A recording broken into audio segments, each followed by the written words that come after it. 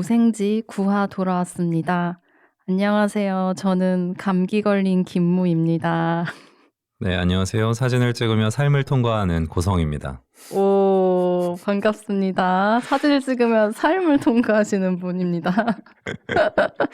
네, 저희 소개를 조금은 더 친절하게 재밌게 오프닝을 열었으면 좋겠다는 아이디어를 방금 내서 지었습니다. 네, 저는 이번 주에 코로나에 걸렸었어가지고 지금 회복 중인 상황으로 참여하고 있어가지고 제 목소리가 좀 왔다 갔다 할 것을 암시하는 소개를 해보았습니다. 저는 이런 소개를 언젠가 한번 해보고 싶었습니다. 왜냐면 예전에 김소연 시인이 자기소개를 할 때 시를 쓰며 삶을 통과하는 이라고 말씀을 하셨던 게 너무 멋있어가지고 나도 한번 저렇게 해보고 싶다 생각을 했죠. 오, 사진을 찍으며 삶을 통과하고 계십니까, 실제로? 그쵸? 나를 배우고 세상을 배우고 관계를 배워가고 있습니다. 훌륭한 사진 작가입니다. 무생지를 통해 삶을 또 배워나가고 있습니다. 네, 너무 좋은 말씀 시작부터 감사합니다. 저희가 오늘은 게스트가 있어요. 네, 우리가 지금 시작부터 약간 평소와 다르게 들뜸이 있는 것은 앞에 다른 분이 와 계시는데요. 소개해 주시죠. 누구신가요? 네, 저는 산과 도시 사이에 살고 있는 장산입니다. 와, 와, 반갑습니다. 반가워요. 산과 반갑습니다. 도시 사이에 살고 계신다고요? 네, 산과 도시로 오가고 있죠. 그 얘기 좀 조금 더 해주실 수 있나요? 오늘은 실제로 산에서 내려왔고요. 오, 그렇군요. 네, 평생을 도시에서 살다가 작년부터 산에서 살고 있죠.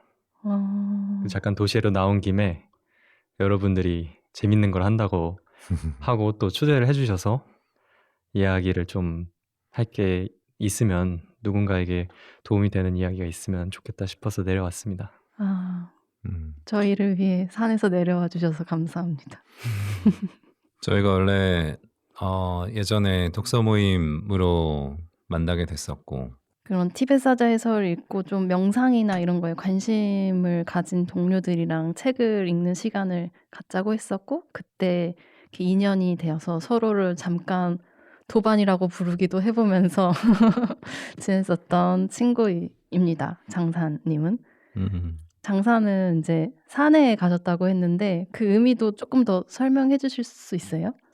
네, 저는 지금 대한조계종에서 출가 수행을 하고 있습니다. 작년부터 해서 지금 8월이 지났으니까 1년이 살짝 넘었네요. 그래서 우리가 이 무생지 친구들이랑 사자해설을 읽자고 했던 게 그 몇 달 전이었어요. 제가 출가하기 몇 달 전에.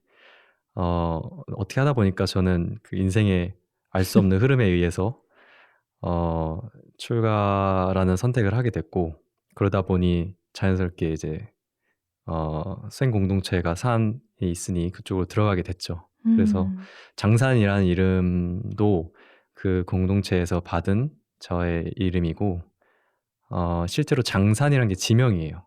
오. 제가 출가를 한 부산 해운대에 있는 태백산맥의 꼴입니다. 장산이라고. 부산 지역에 넓게 퍼져 있는 산인데 옛날에 중국 그 선사들이 지명을 따서 이름을 많이 지었대요. 그러니까 그거에 감명을 받아서 저희 은사 스님이 장산 근처에서 출가를 했으니 장산이 좋겠다라고 해서 이름을 장산이라고 받았습니다. 뜻을 아니까 되게 멋진 것 같아요. 태백산맥의 기운을 이어받은 이름이네요. 그렇죠. 앞에서 보면은 바다가 있고 해운대 앞쪽이라 뒤로는 산이 있는 바다를 끼고 있는 산.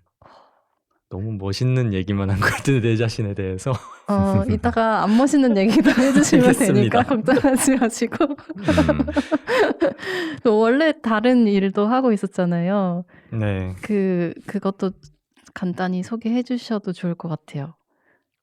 출가라는 거는 저는 갑작스럽게 어떻게 하다 보니까 인생에서 나타난 큰 변화였고 그 전까지는 아까 말한 것처럼 도시에서 마을 사람이라고 하죠. 마을에 사는 마을 사람으로서 잘 살다가 그때는 뭐 지금도 하고 있다고 할 수 있지만 디자이너였어요.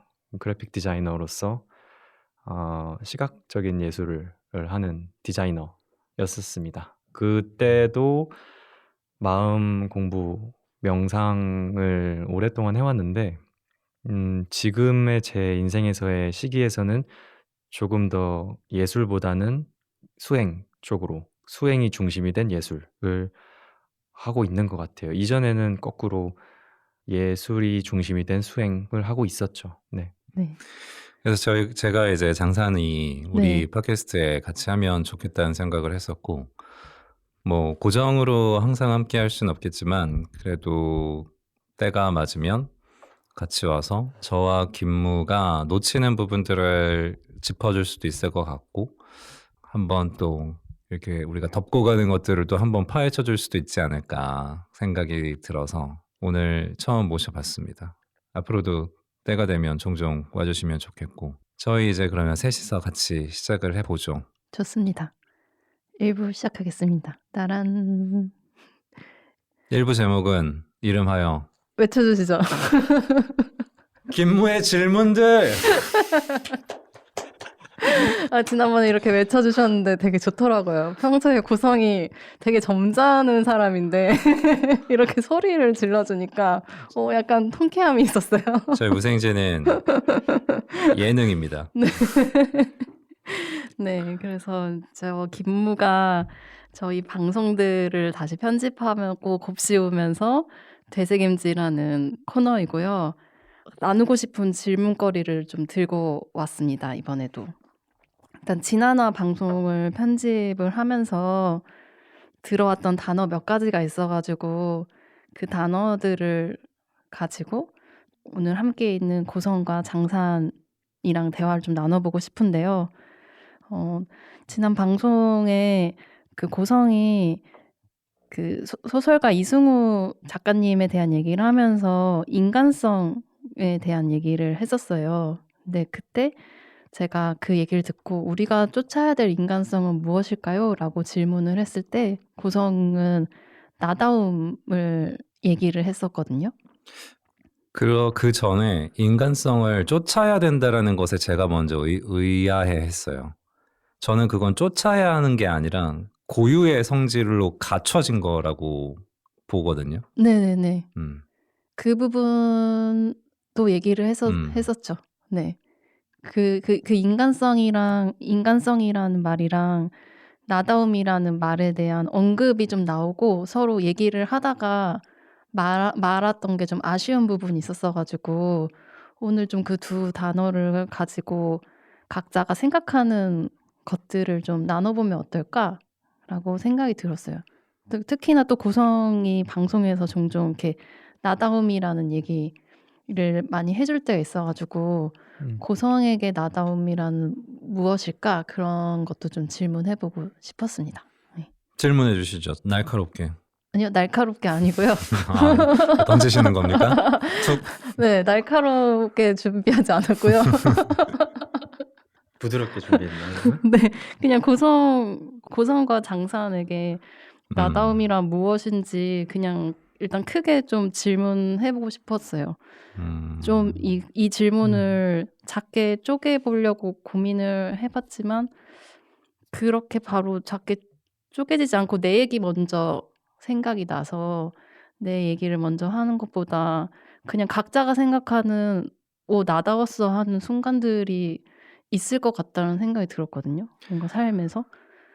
혹은 그러니까 나답다라는 말이 떠오르는 순간이 언제인가를 좀 질문을 해봤는데 저 같은 경우에는 내가 다른 사람들의 시선에서 엄청 흔들리고 있을 때 나답지 않다 뭐 이런 말이 떠오르기도 하고 뭔가 순조롭게 편안하게 잘 진행되고 있는 상황보다는 내가 혼자 다른 말을 해야 되는 상황이나 그럴 때에 나답다라는 말에 대해 단어가 좀 더 떠오르기도 했는데 이게 각자에게 어떤 다른 순간들이 있을 것 같기도 하고 비슷할 수도 있을까 하는 질문들도 있어가지고 이런 것들을 한번 먼저 물어보고 싶었습니다.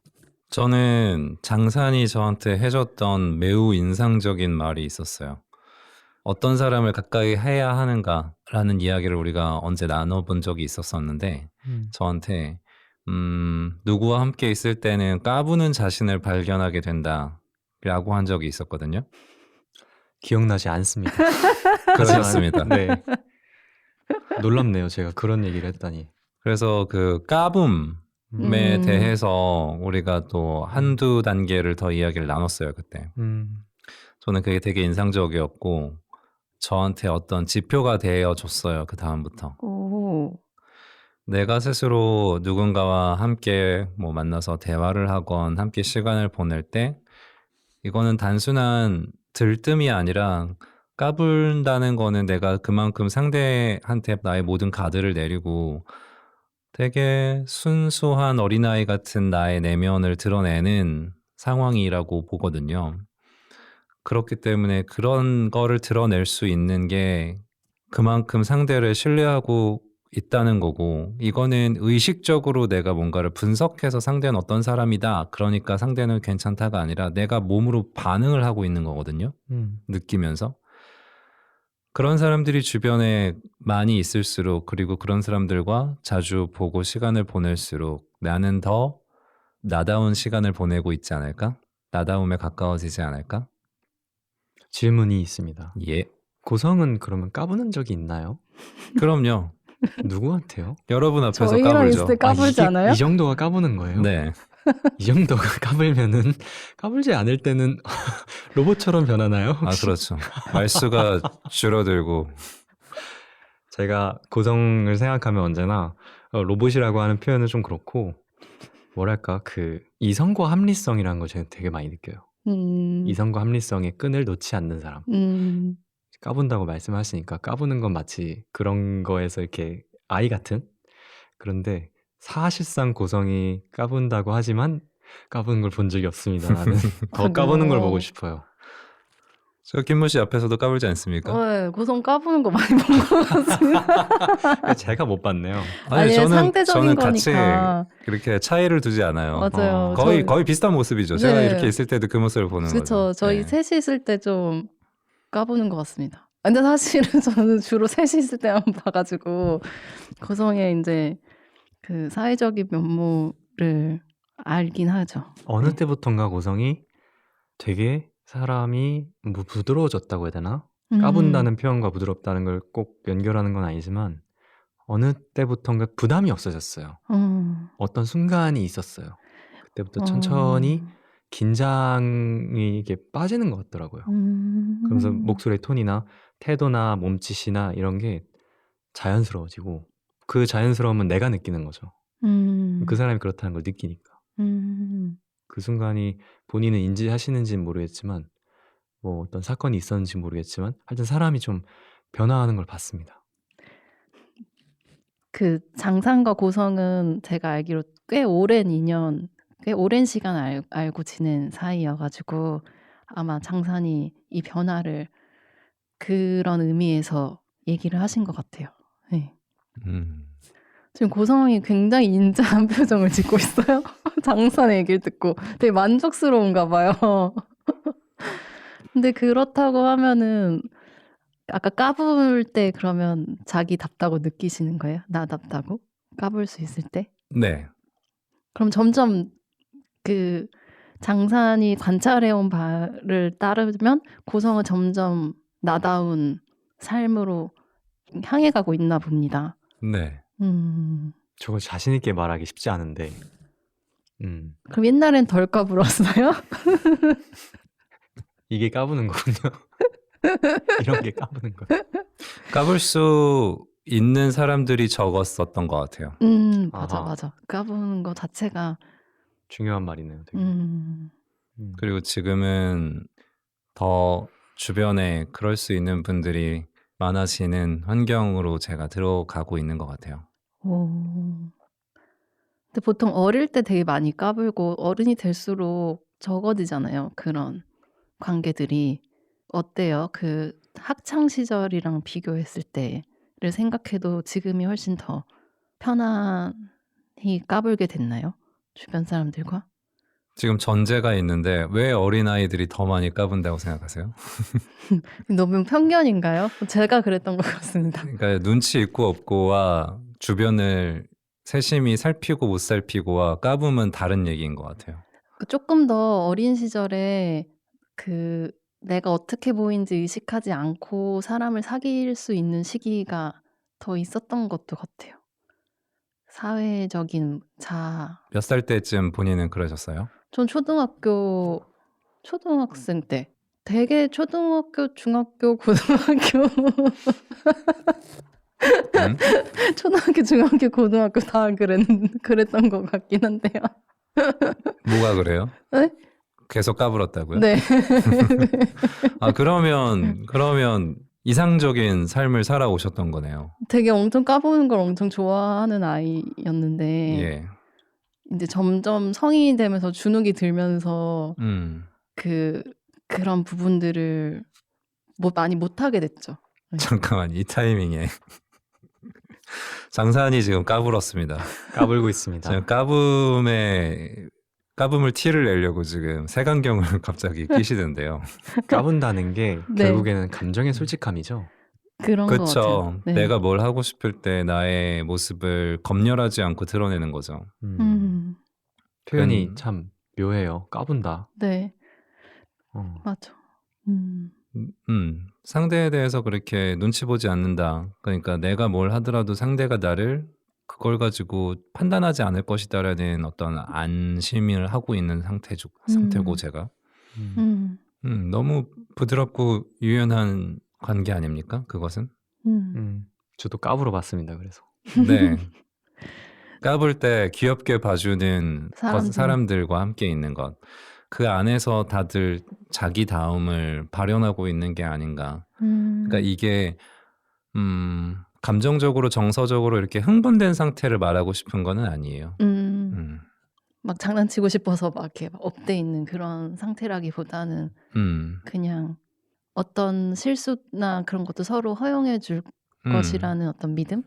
네, 즐겁게. 음, 그럼 나다움이라는 거는 감정의 솔직함이다. 나의 안에 발현되는 것을 고민하지 않고 검열하지 않고 마주하고 드러내는 것. 장사는 어떠세요?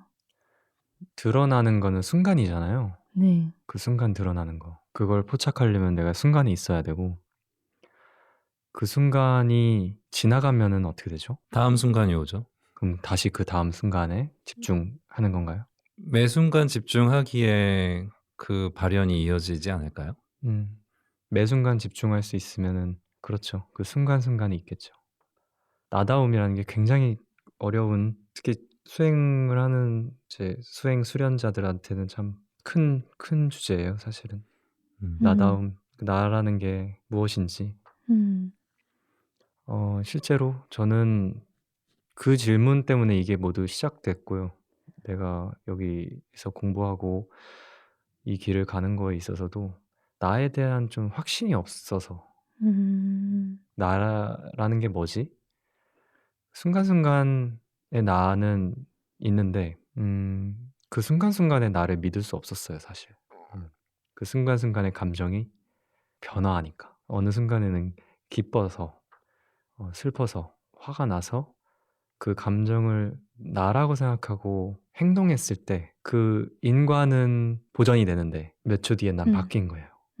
기뻤다가 갑자기 슬픈 나는 그 기뻐서 일으켰던 인과를 책임을 져야 되는 거예요. 그게 감당이 안 되더라고요, 어느 순간에는. 그러니까 분명히 나는 순간순간 알아차림을 하고 순간순간에 있었는데 왜 나는 괴롭지?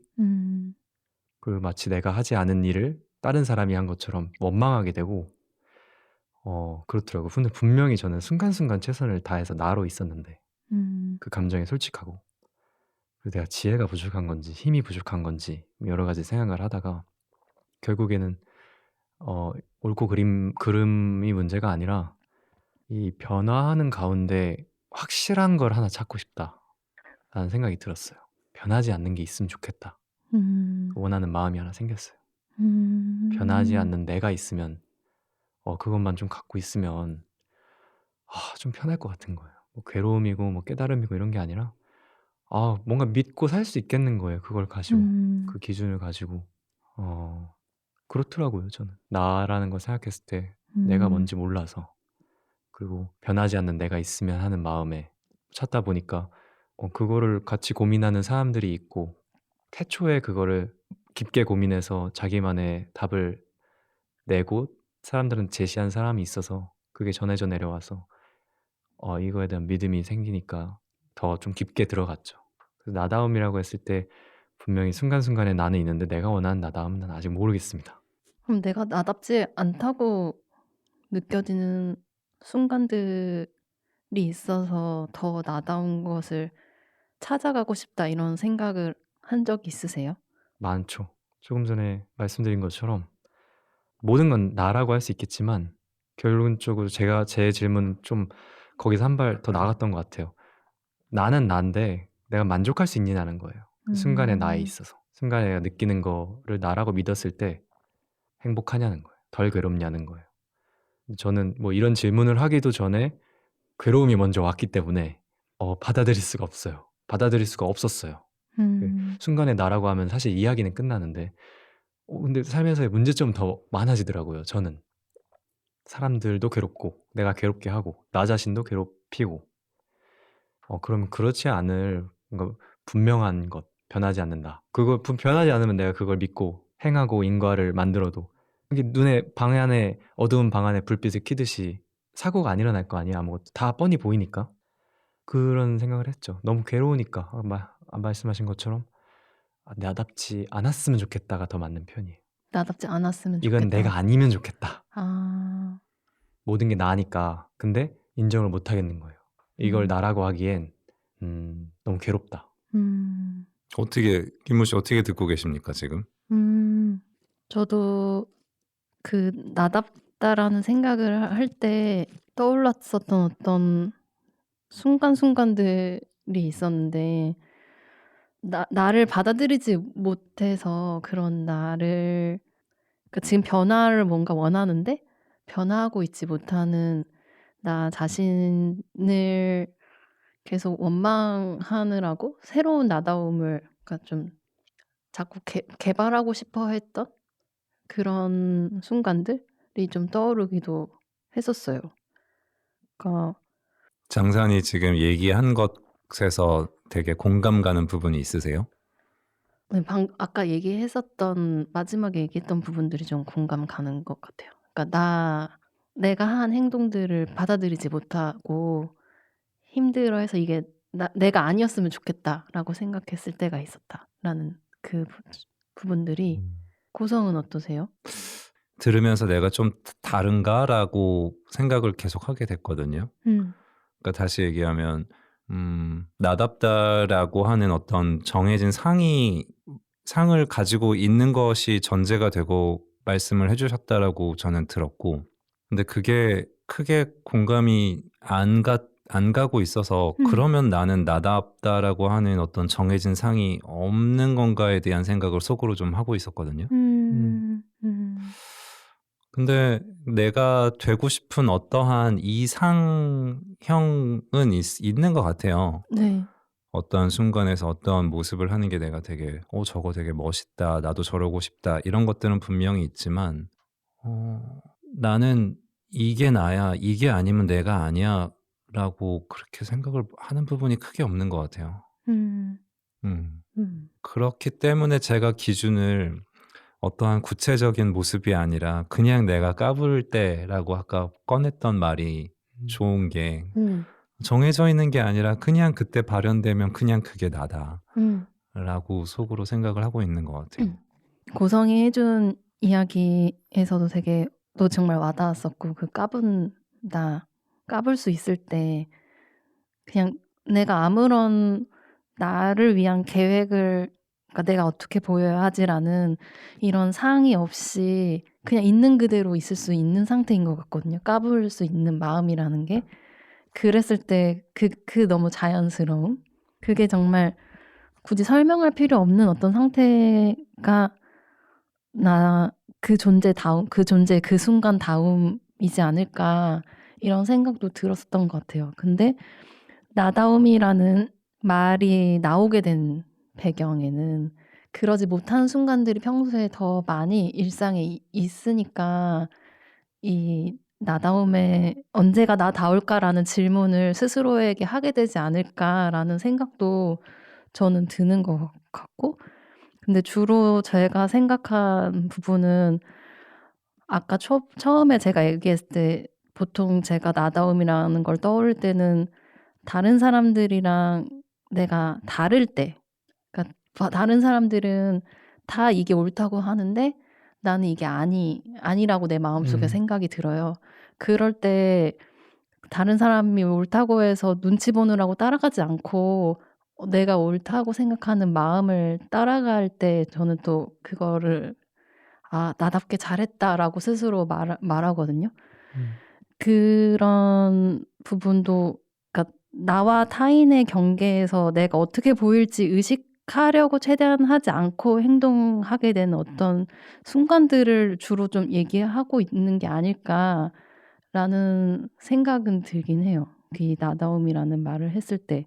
근데 장산이 얘기한 '이건 내가 아니었으면 좋겠어.'라고 생각하는 그 괴로움 있잖아요. 음. 저 역시도 이 '내가 아니었으면 좋겠어.'라는 이 괴로움은 또한 다른 사람들의 뭔가 시선과 충돌할 때에 그거를 받아들이기 어려운, 혹은 내가 원하는 상이 있고 그 상에 도달하지 못하는 내 자신을 받아들이지 못하는 마음이 또 있을 때 평소에 어떤 내 자신을 좀 부정하면서 괴로워하기도 하는 것 같다, 이런 생각도 합니다.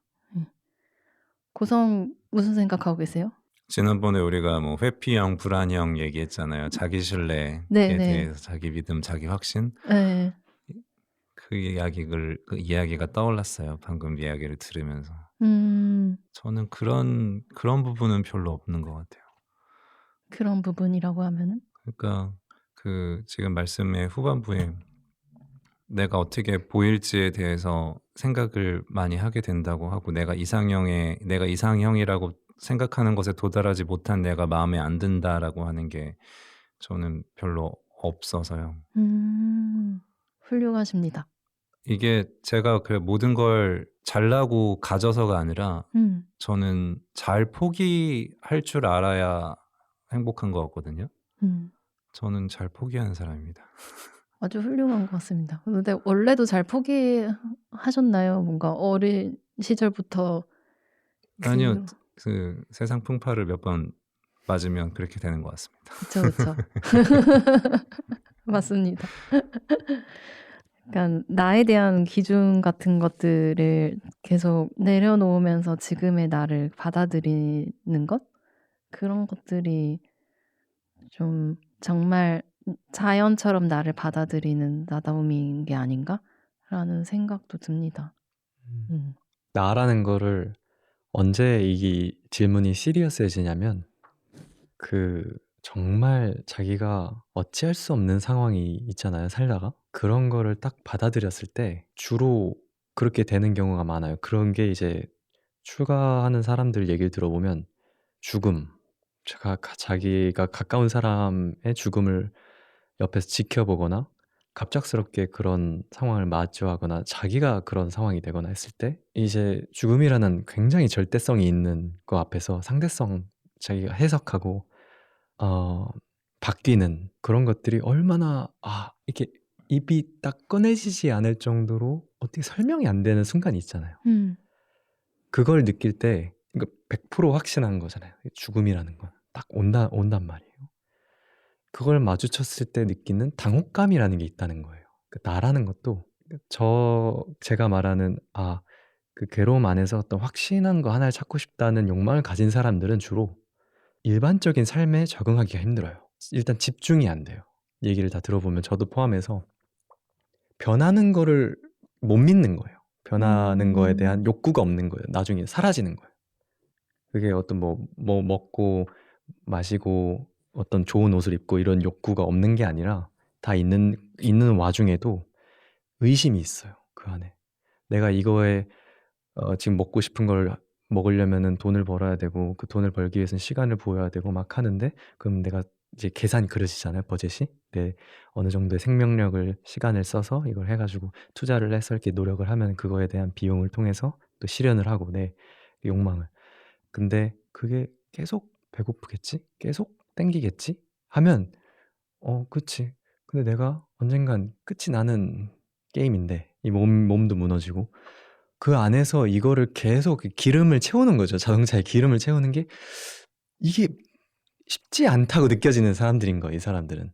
음. 그러니까 자동차가 이게 엔진이 시동을 걸리려면 기름을 계속 넣어줘야 되는데 어느 날은 뭐 좀 값싼 오일도 넣었다가 어느 날은 고급 휘발유도 넣고 하면서 이제 삶의 다양성이라는 게 많잖아요. 그렇게는 할 수 있는데 나중에는 야, 이거 엔진이 좀 기름 없이도 가면 좋을 것 같다. 또는 기름 없이도 내가 껐다 켰다 해도 좋을 것 같다. 아니, 엔진 안 돌아가도 내가 저기 가고 여기 가고 아니면 멈춰 있고 내 자유자재로 하고 싶다. 이런 생각이 드는 거예요. 어느 순간부터는. 계속 기름 넣는 일을 하다 보니까. 입맛도 어떤 걸 먹으면 질리잖아요. 그런 것처럼 내가 언제까지 이걸 해야 되지? 끝은 있는데, 끝은 100% 확신하고 오는데.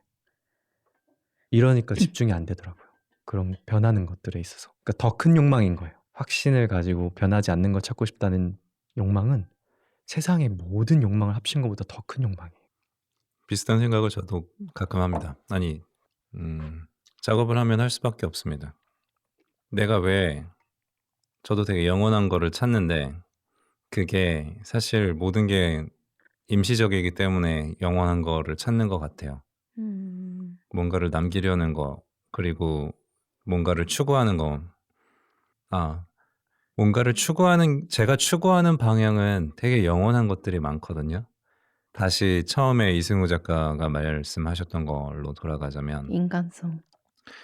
그 인간성도 어쩌면 영원한 거를 추구하는 것 때문에 발현되는 것 같아요. 우리가 불완전하고 영원하지 않는 되게 임시적인 존재이기 때문에 어떠한 영원한 것, 절대적인 진리 이런 것들을 너무나도 자연스럽게 구하고 바라고 하는 게 생기는 것 같고 그냥 보고 넘어가면 되는데 굳이 그것을 찍어서 만들어 놓는다는 거 그런 것도 되게 어떠한 영원성을 자꾸 부여하려고 하는 것 같고 '필요할까 과연?' 이런 생각을 많이 하죠. 혹시 그 나다움을 얘기할 때 네. 그냥 가볍게 제가 질문하면 대답하면 됐던 건가요? 아니요. 제가 이거 너무 열려 있어요. 그래요? 네네네. 아 지금 너무 좋은데? 네. 그래요? 음.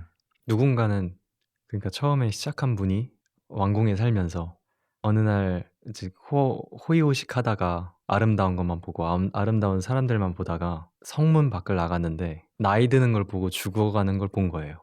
처음으로. 그 유한한 걸 본 거예요. 음. 그다음에 이제 성 안으로 돌아와서 묻기 시작한 거예요. 그 석학들과 당대 나라의 최고의 지식인들에게 "이거 내가 본 건 무엇이냐. 난 성 안에서 본 적이 없는데." 들어오는 답변이 "그게 인생이다. 음. 당신도 그걸 겪을 것이고 피해갈 수 없다." 생로병사. 생로병사가 이제 그거죠. 태어났으니까. 늙고 병들고 죽는다는 거예요. 그 충격을 받은 거예요, 그분이. 나는 신처럼 사는 줄 알았는데 음. 저게 나한테 피해갈 수 없는 확실함으로써 다가온다는 게 충격을 받은 거예요. 그때 이제 불안해지기 시작하고 집중이 안 되기 시작하죠, 이제. 음. 평소에 누리던 음악들과 아름다운 것들과 이런 것들이 집중이 안 되는 거예요. 집중이 안 돼서 막 고민을 하고 있는데 이제 당대 석학들이 그러는 거예요. "근데 그걸 누가 피해갈 수 있겠습니까? 난 피해간 사람 본 적이 없어요. 누구는 불로 이제 불사를 꿈꾸고 어떤 약을 찾아서 어딜 뭐 보내고 뭐 그랬다는데 그것도 안 되더라고요. 그것도 무의미합니다." 사실 이건 받아들여야 되는 거예요. 받아들이는 거에 있어서의 우리는 준비는 됐습니다. 여러 가지 방법이 있어요. 순간을 즐기세요. 예를 들면 아니면 역사에 이름을 남기세요. 좋은 일을 하세요. 사람을 도우세요. 백성들을 잘 보살피세요. 가치를 찾으세요, 인생에. 뭔가 할 수 있는 걸 자기가 할 수 있는 걸 하다가 그렇게 받아들여서 가는 겁니다. 그럼 다음 생에 또 좋은 업을 태어나고 뭐 이런 얘기를 했을 거예요, 음. 그 안에서. 여러 가지 합리성과 최대한 할 수 있는 모든 설명을 다 해서. 근데 이분이 수도 없이 이제 그런 설득을 듣다가 그래도 마음이 이 안정이 안 되는 거예요. 처음 마주한 이 진실, 완전 무슨 파도보다 더하죠. 죽음이 명확한 사실이라는 게. 그러니까 자식을 낳았는데도 집중이 안 돼요. 자식을 낳으면 세상을 이렇게 미션을 얻는다고들 부모님들이 얘기를 하는데 저는 아직 음. 그 경험을 못 해봤지만 그럼에도 불구하고 그 질문이 안 떠나는 거예요. 순간순간에 대한 명상도 해보고 알아차림의 귀재였다고 해요. 기록에 따르면 그분 너무 빨리 그 수준이 높아져서 스승들의 스승이 됐다고 해요. 바로 정에 들어가고. 그런데도 그 어떤 마음의 허한 거라고 해야 되나? 불안감, 일종의 어떤 편집증이었을 거예요. 누구보다 강한 편집증이죠. 피할 수 없는, 아무도 피할 수 없는 거에 대한 집착하는 증세. 내가 이걸 어떻게 해결할 수 없나? 그러면 이 앞에서 진짜 가치 있고 의미 있는 건 무엇인가? 이걸 사실 사람마다 다 답이 다른데 그냥 적당히 적당히 그냥 나는 이렇게 생각하기로 했어 하고 다시 현재에 집중하면 되는데 이분은 그게 안 됐던 거예요. 그래서 이제 자기가 처해진 환경에선 답을 얻을 수 없으니까 나간 거죠. 한마디로 광야로 나가서 갖은 경험을 하고 이제 답을 찾다가 어느 날 호련히 그 순간을 맞이했다고 해요. 내가 찾던 답을 명쾌하게 알았다. 명쾌하게 모든 진리와 모든 고통과 괴로움, 슬픔 이런 것들의 시작을 알았다고 해요. 그게 이어진 거예요. 여기까지. 제가 직접 들어가 보니 그분이 어떤 사람이었는지 요즘도 궁금해요. 사실. 하나 음. 인간으로서 나도 비슷한 고민을 하는데 저분은 어느 정도였길래 그러니까 거의 신적인 존재로 태어나서 저걸 다 버리고 그 질문에 파고들 수 있는지. 모든 걸 대가로 지불하고. 제가 만약 왕자로 태어났으면 저는 제가 진짜 궁지에 몰리기 전까지는 그걸 안 탐구할 것 같은데 그분은 가장 자기 인생의 가장 높은 위치에서 그걸 내려왔단 말이에요. 이 질문 때문에. 그런 사람들이 있어요. 세상을 살다 보면. 이 질문을 굳이 안 가지고 자기만의 평화를 얻는다면 저는 그게 지금 이 순간에서의 그 사람은 이미 평화로운 존재예요. 음. 근데 그 질문이 안 떠나는 사람은 이 질문의 답을 찾기 위한 노력을 해야 돼요. 안 그러면 너무 괴롭기 때문에 본인도 살 수가 없고 뭐 다양한 방법론으로 그 질문에 대한 답을 많이 했습니다. 성인들이. 동서양을 막론하고. 저는 방금 얘기해 주신 그 존재는 약간 그 부처님 일화인 거잖아요. 네, 시타르타. 시타르타의 일화. 이제 시타르타가 계속 찾고 찾아도 계속 허해서 답을 찾지 못해서 버리고 또 버리면서 이제 성 밖을 떠나는 얘기에서 그 장사는 편집증적인 뭔가가 있었을 거라고 얘기를 하는데 그 표현이 재밌다고 느끼면서도 한편으로 동시에 그 나다움에 대해서 질문할 때 그 말도 떠올랐었거든요. 양심이라는 말도 떠올랐었어요. 그러니까 자기 안에서 계속 거스름이 없는 어떤 상태? 의식하지 않아도 되는 그 상태일 때 상태는 되게 공기 같을 수 있을 것 같다고 생각을 하는데 저 같은 경우에는 그런 순간들에 이제 내 마음의 부딪힘, 내가 남들이 좋다고 하는 거 좋아 보이려고 따라가서 할 때 나답지 않다고 느끼는 순간 혹은 뭐 사실은 내가 이 정도 수준인데 그거를 그걸 인정하지 못하는 그런 순간에도 그것도 내가 계속 내 양심에 거스르는 순간인 것 같고 그럴 때 그 충돌됨이 나를 계속 고통스럽게 하는 것 같거든요. 그런 단어들도 떠올랐어요. 내 마음에 가장 편안한 자리를 찾아가는 것은 어떤 양심이랑도 연결돼 있지 않을까. 부처님 얘기를 들었을 때 저는 되게 놀랐던 게 정말 여러 번의 생을 윤회하면서 자신의 그 몸을 호랑이한테도 그냥 이렇게 내어준다는 얘기 들었을 때 그런 것들도 되게 신기했었거든요. 정말 자기를 완전히 희생할 수 있는 그런 상태란 게 무엇일까라는 질문이 있었는데 그런 부분들도 떠올랐습니다. 희생이라고 생각을 안 해야 되죠, 일단. 그쵸. 그런가요? 저는 내가 희생한다고 생각하면 그거는 남들이 생각하는 희생과 달라질 것 같아요. 그게 뭐 막 내가 희생하겠어라기보다는 음. 기꺼이 내려놓는 거죠. 기꺼이 내어주는? 내어주는 거. 기꺼이 아파도 음. 아파도 너가 살아라. 아파도 너가 사는 게 맞지. 이렇게 하는 마음이겠죠? 그거를 다른 사람들이 봤을 때는 희생한다고 표현을 할 수 있고. 음. 음. 이게 전혀 종교적인 얘기도 아니고요. 어떤 불교적인 얘기도 아니고요. 그냥 어떤 사람이 자기 나라는 거 뭐냐라고 생각했을 때 할 수 있는 질문들이에요. 모든 게. 그 석가모니 부처님이 얘기하는 것도 저는 인간적인 면으로 얘기하는 거예요. 앞서 갔던 선배 같은 입장에서. 이전에는 더 먼 존재였는데 제가 이 공부를 하면 할수록 인간적으로 접근하게 되거든요. 이 사람에 대해서. 이 사람의 어떤 것에 꽂혔는지, 어떤 상태였는지 이런 내용도 있어요. 그 불교 경전에 보면 자기 아들 라훌라라는 자기 아들을 낳고 근데 자기는 이제 떠나야 된다 확신이 생긴 거예요. 광야로 떠나야 되는데 이게 오늘 할까 내일 할까 마음에 막 엄청난 부담과 나라를 버려야 되고 자식을 버려야 되고 가장 아름다운 아내를 버려야 되는데 경전에 보면 이렇게 써 있어요. 떠나는 날 밤 달빛에 비치는 자기 아내와 잠에 들어있는 아내와 아들을 한번 돌아보고 머물고 있다가 고개를 돌려서 말을 타고 떠났다 이런 얘기가 있어요. 우리가 다 이런 감정을 알잖아요. 사랑하는 사람을 떠나야 하는데 그게 자기가 그 사람이 떠나라고 해서 떠난 것도 아니고 나는 떠날 수밖에 없는 어떠한 병에 걸린 사람처럼 그걸 포기해야 되는 그 마음의 무게는 어떨까? 그 감정을 견뎌내야 되는 그 사람의 미션은 뭘까? 도대체 뭘까 그게? 우리는 뭐 그런 거 안 해도 그냥 잘 살잖아요, 사실. 나라는 거 몰라도 잘 살 수 있다고 하는데 그 사람한테 나라는 건 왜 중요하지? 나라는 걸 알기가 왜 그렇게 중요할까? 뭔가 더 중요하고 가치 있다는 걸 보고 느꼈기 때문에 어쩔 수 없는 우선순위에서 밀린 것 같아요. 우선순위에서 밀렸죠. 너무 야박하게 매몰차게 얘기를 하는 것 같지만은 그런 선명한 깨달음을 저는 얻은 적이 있거든요.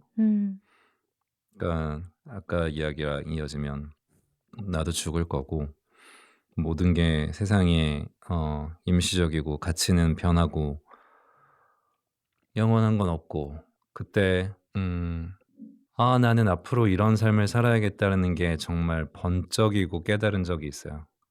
그게 뭐냐면 내 눈앞에 어떤 풍경을 봤고 나는 지금 목격하는 이러한 풍경을 살아가는 데에 있어서 남은 날에 있어서 한 번이라도 더 많이 볼 수 있는 환경을 스스로 만들어가면서 살아야 한다.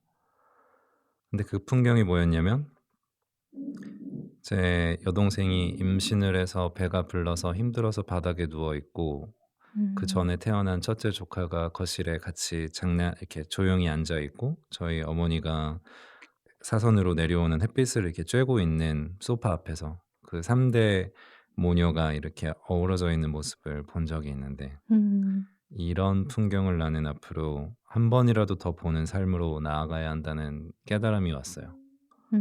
그렇기 때문에 너무나 많은 것들이 선명하게 덜어지고 놓을 수 있었던 것 같아요.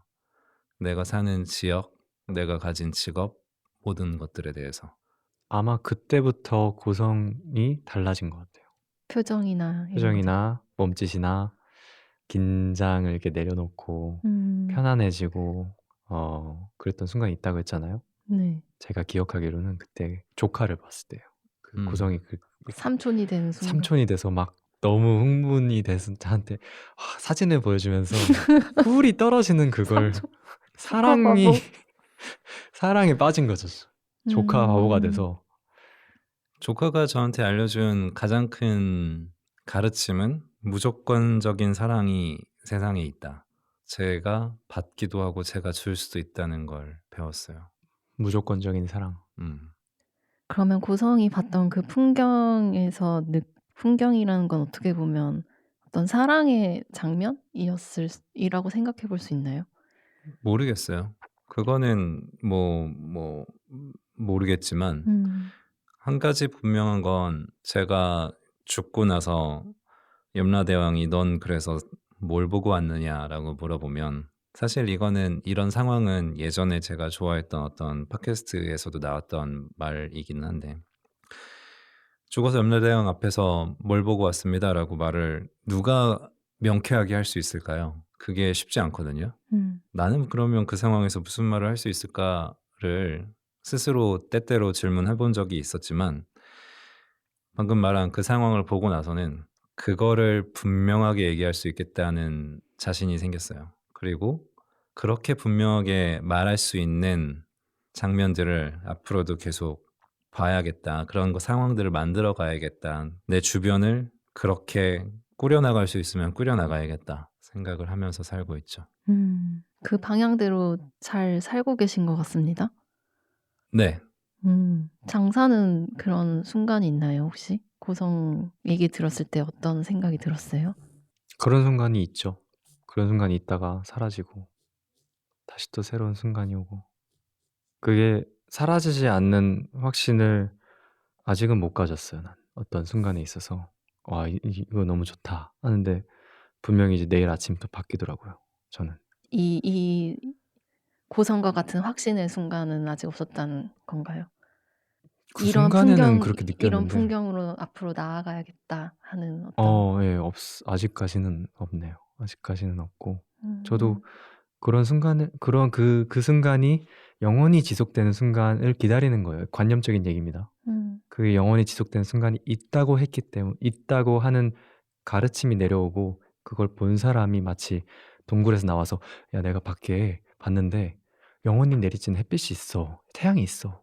니네가 그림자만 볼 게 아니야."라고 한 사람이 태초에 있었기 때문에 믿음이 있는 거예요, 내가 못 본 것에 대한. 난 아직 그걸 못 봤거든요. 그림자를 통해서만 햇빛을 보는 거지 고성이 말한 그게 난 영원히 이어지길 바라는 거예요. 난 고성에게도 영원히 이어지길 바라고 나도 그걸 내가 찾아서 나만의 시너리가 영원히 이뤄지는 영원히 이렇게 이어가는 시작과 끝이 없는 그 시너리가 딱 왔으면 좋겠어요, 나도. 음. 그렇군요. 어떤 등대를 본 것 같아요. 등대의 음. 불빛을 본 것 같습니다. 비유를 하자면 저는. 음. 그쪽으로 가면 된다 나는. 음. 저는 그런 순간들이 어 하나의 큰 장면으로 딱 고정되어 있지는 않지만 공통적으로 있는 게 이게 저희 1화 방송에서 나눴던 얘기들이랑 사실 연결된다고 느끼거든요. 이 이야기도 1화 방송 때 고성이 해 줬었기도 하고 조카 얘기를.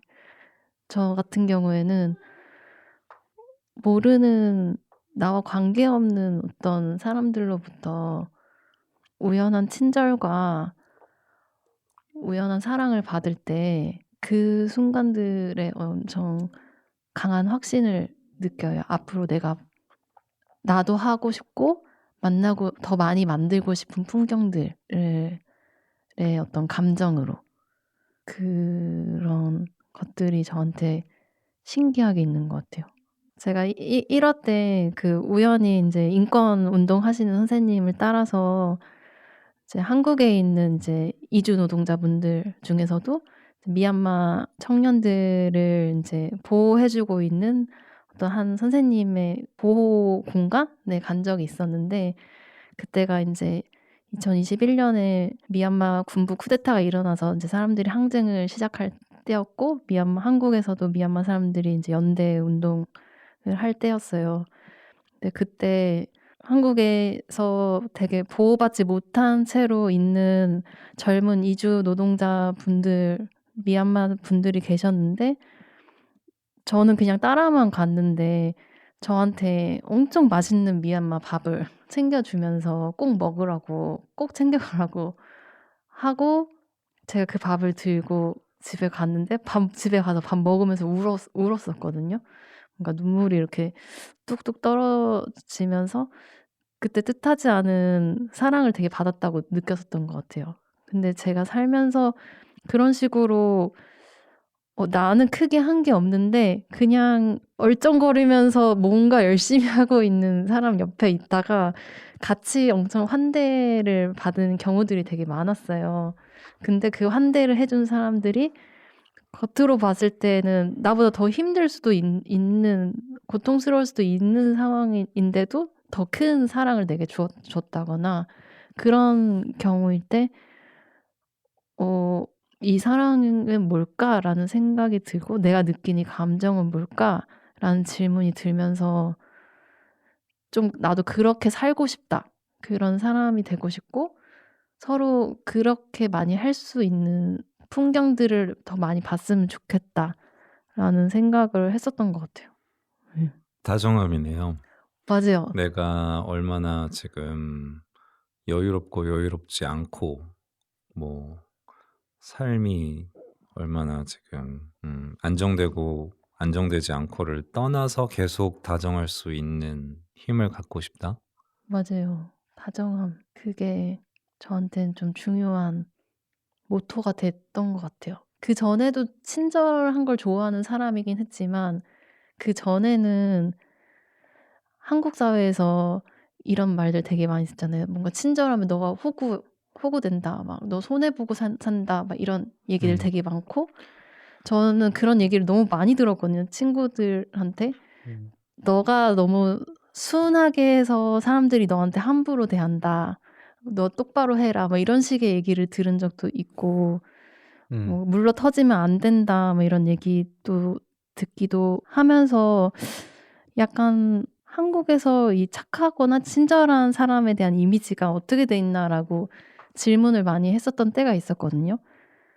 내가 막 이렇게 남한테 잘 보이려고 싫은데 억지로 착한 척하면서 막 이렇게 되는 순간들도 분명히 있을 때도 있고 정말 누가 뭐라든 진심으로 내가 하고 싶어서 그렇게 강하게 어떤 선한 다정함이나 친절함이 나올 때도 있지만 저 같은 경우에는 이제 기본적으로 그 사람들한테 강하게 말하는 걸 별로 좋아하지 않는 성격이어가지고, 그러니까 기분 나쁠 만한 어떤 단어나 말투 같은 것들을 많이 의식하는 편이었어가지고 친절하게 말을 하려고 노력을 하는데 그 예전에는 그 부분에 대해서 나답고 싶지 않았었던 것 같거든요. 돌려 말하는 거랑 친절한 거랑은 또 다르죠. 그쵸. 돌려 말하는 거랑 친절한 거랑 다르죠. 그거는 확실히 구분을 해줘야 되는 것 같아요. 근데 친절하고 싶어서 그 방법을 몰라서 돌려 말할 때가 있죠. 돌려 말할 때가 있죠. 그거는 그 과도기 단계가 있죠. 저희들이 다 조심해야 되는 것 같아요. 네. 음. 근데 저는 돌려 말할 때 되게 많거든요. 그 친절함이 배어 있어가지고. 그래서 저희 방송하면서도 편집할 때 열받을 때 있어요. 막 내가 왜 이렇게 돌려 말했을까. 그런 거 해봤어요? 그러면 직접적으로 말하는 실험. 요즘에 계속 하고 있어요. 직접적으로 어떻게 하고 있어요? 말하는 실험. 그냥 바로바로 아닌 건 아니다라고 표현하는. 잘 돼요? 과도기인 것 같아요. 팁이 하나 있어요. 아니라고 생각해. 그렇게 얘기하려고 노력하는 것 같아요. 맞아. 아니라고 생각해. 그러니까 그 과도기가 아니야. 라고 이렇게 말해버려서 책상까지 칠 필요는 없어요.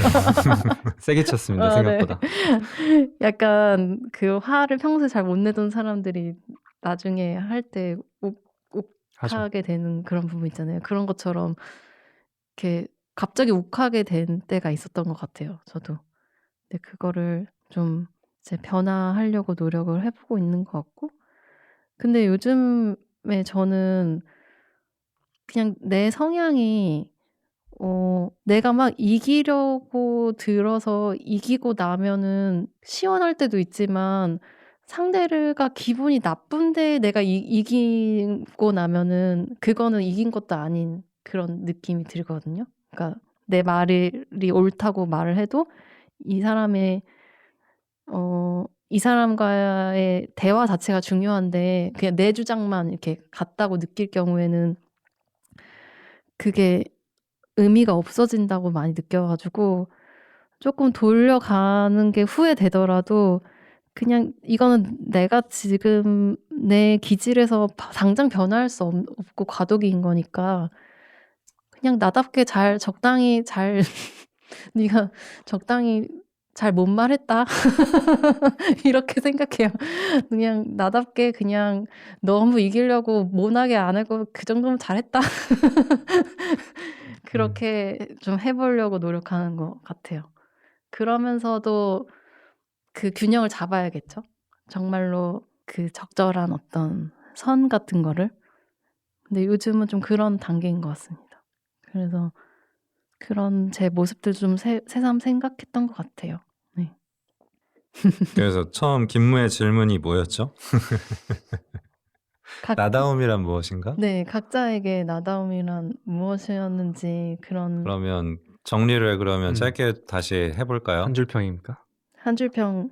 저부터 얘기하면 정리를 하면 내가 까부는 환경에서 나는 나다움을 느끼는 것 같고 또 내가 죽기 전에 보고 싶은 어떤 장면들을 계속해서 만드는 환경으로 내가 삶을 꾸리고 싶다고 말했는데 그러한 방향으로 계속 나아가는 게 결국 나다운 거 아닌가 생각을 합니다. 좋습니다. 장사는 답을 찾으려고 하는 게 나다운 것 같아요. 답을 찾으려고 하는 것. 네. 저는 제 양심을 따라가는 게 나다운 것이라고 생각합니다. 제가 하나 더 얹고 싶은 게 있는데요. 네. 그 나다움에 대해서 또 인간성, 찾아가는 실천에 대해서 어떤 분과 이야기를 나누게 됐었었는데 책을 추천받았어요. 오. 히라노 게이치로가 21년에 나란 무엇인가라는 책을 냈기도 했고요. 또 한남자 같은 작가의 한남자라고 하는 책도 추천을 받았습니다.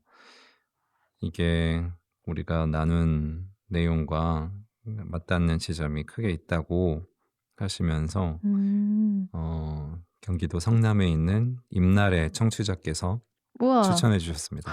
와, 이런 추천도 받는 아주 높은 수준의 방송이라고 하나? 녹음인 네, 그러네요.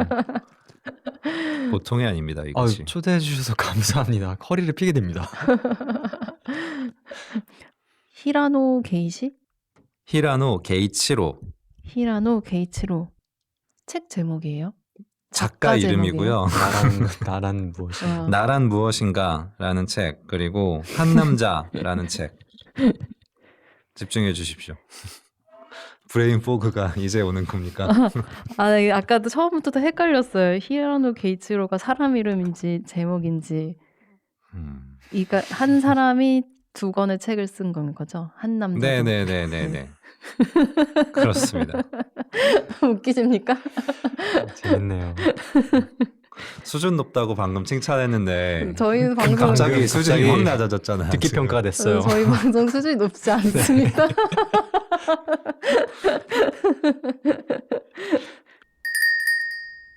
일부는 여기까지 나눈 대화로 마무리하기로 하겠습니다.